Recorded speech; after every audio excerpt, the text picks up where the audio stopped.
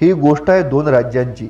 एक राज्य जे खूप लहान होते, त्यामध्ये राहणाऱ्या लोकांची संख्या कमी होती आणि ते समुद्र किनाऱ्यावर वसलेले होते।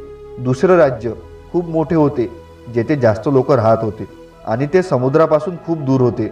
दोन्ही राज्यांमध्ये शांतता असली तरी त्यांचे सैन्य नेहमी आपापसात लढत होते।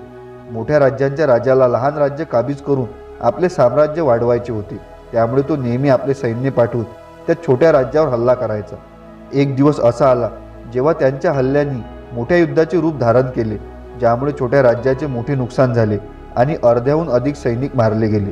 त्या छोट्याशा राज्याच्या राजाला काय करावे हे समजत नव्हते, कारण त्याला आपले राज्य वाचवण्यासाठी हजारो सैनिकांशी लढावे लागले असते, परंतु त्याच्याकडे थोडेसे सैनिक शिल्लक होते।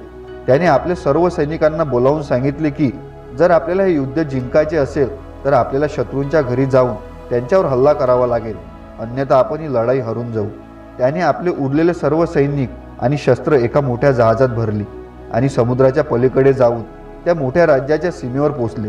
तेथे पोहोचल्यावर त्याने जहाजातील सर्व सामान बाहेर काढले आणि आपल्या सैनिकांना जहाज पूर्णपणे जाळून टाकण्यास सांगितले। शिपायांना काही समजले नाही, पण राजाची आज्ञा पाळावी लागली, म्हणून त्यांनी जहाज पेटवली। यानंतर राजाने आपल्या सैनिकांना एकत्र केले आणि सांगितले, आपण ज्या जहाजातून आलो होतो ते जहाज काही वेळाने पूर्णपणे जळून खाक होईल। आता ही लढाई जिंकणे किंवा या युद्धात शहीद होणे हा एकच पर्याय आहे। या जहाजासोबतच आपले परतीचे सर्व मार्ग जळाले आहेत। आता फक्त युद्धावर लक्ष केंद्रित करून ही लढाई जिंकायची आहे। आपले ध्येय आता स्पष्ट आहे आणि तुम्हाला माहीत आहे की काय करायचे आहे। यानंतर राजाने आपल्या सैनिकासह त्या राज्यावर हल्ला केला। त्यांच्याकडे लढण्याशिवाय दुसरा पर्याय नव्हता, म्हणून ते सर्व मनापासून लढले आणि त्या मोठ्या राज्याच्या हजारो सैनिकांना ठार मारून त्यांनी त्यांच्या राजाला पकडले आणि युद्ध जिंकले। हीच गोष्ट आपल्या जीवनात लागू होते। कोणत्याही परिस्थितीत यश मिळवायचे असेल तर मागे जाण्याचे सर्व मार्ग जाळून टाकावे लागतील किंवा बंद करावे लागतील। परत जाण्याचे सर्व मार्ग बंद करणे म्हणजेच मला असे म्हणायचे आहे की ते पर्याय जे की आपण आपल्यासोबत घेऊन जातो। जसे की आपल्याला वाटते की जर मी या कामात सक्सेस झालो नाही तर मी हे करेन, जर मी त्यातही यशस्वी झालो नाही तर मी ते करेन किंवा जीवनात काहीतरी नक्कीच करेन। जोपर्यंत आपल्याकडे असे पर्याय आहेत तोपर्यंत आपण आपले काम पूर्ण मेहनतीने करू शकत नाही, कारण आपली मेंटॅलिटी मला हे काम करता आले नाही तर मी दुसरे काहीतरी करीन अशी असते, त्यामुळे आपण यशस्वी होत नाही।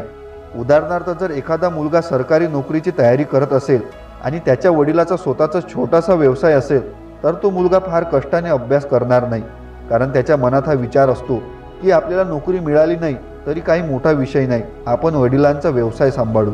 तसेच जेव्हा एखादा जॉब करणारा एखादे काम सुरू करतो तेव्हा त्या कामात जास्त मेहनत करत नाही। जोपर्यंत त्याला नफा मिळत असतो तोपर्यंत तो ते काम करत राहतो आणि जेव्हा त्याला लॉस होऊ लागतो तेव्हा तो ते काम बंद करतो आणि परत जॉब करायला लागतो।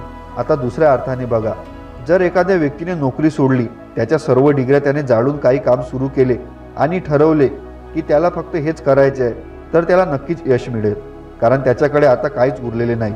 तो एकतर कठोर परिश्रम करेल किंवा रिकामा राहील। पण लक्षात घ्या, येथे खरोखर डिग्र्या जाळायच्या नाहीत, हे एक उदाहरण आहे। मित्रांनो, या गोष्टीचा नीट विचार करा की असे ऑप्शन असल्याने तुम्ही जीवनात फेल झालात का? असे असल्यास ते ऑप्शन काढून टाका। एकच ध्येय असल्याशिवाय यश मिळणे फार कठीण आहे। यशस्वी होण्यासाठी तुम्हाला परत जाण्याचे मार्ग जाळावे लागेल। असे करणे आणि अशी मेंटॅलिटी बनवणे खूप कठीण आहे। अशा मेंटॅलिटीसाठी अनेक त्यागांची गरज असते, जी की आपल्यासारख्या सामान्य माणसाच्या आवाक्याबाहेर आहे।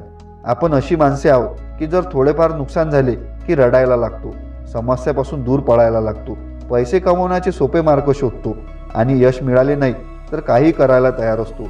आयुष्यात काहीतरी मोठे करायचे असेल तर मोठा विचार करणे आणि दृढ हेतू असणे खूप गरजेचे आहे।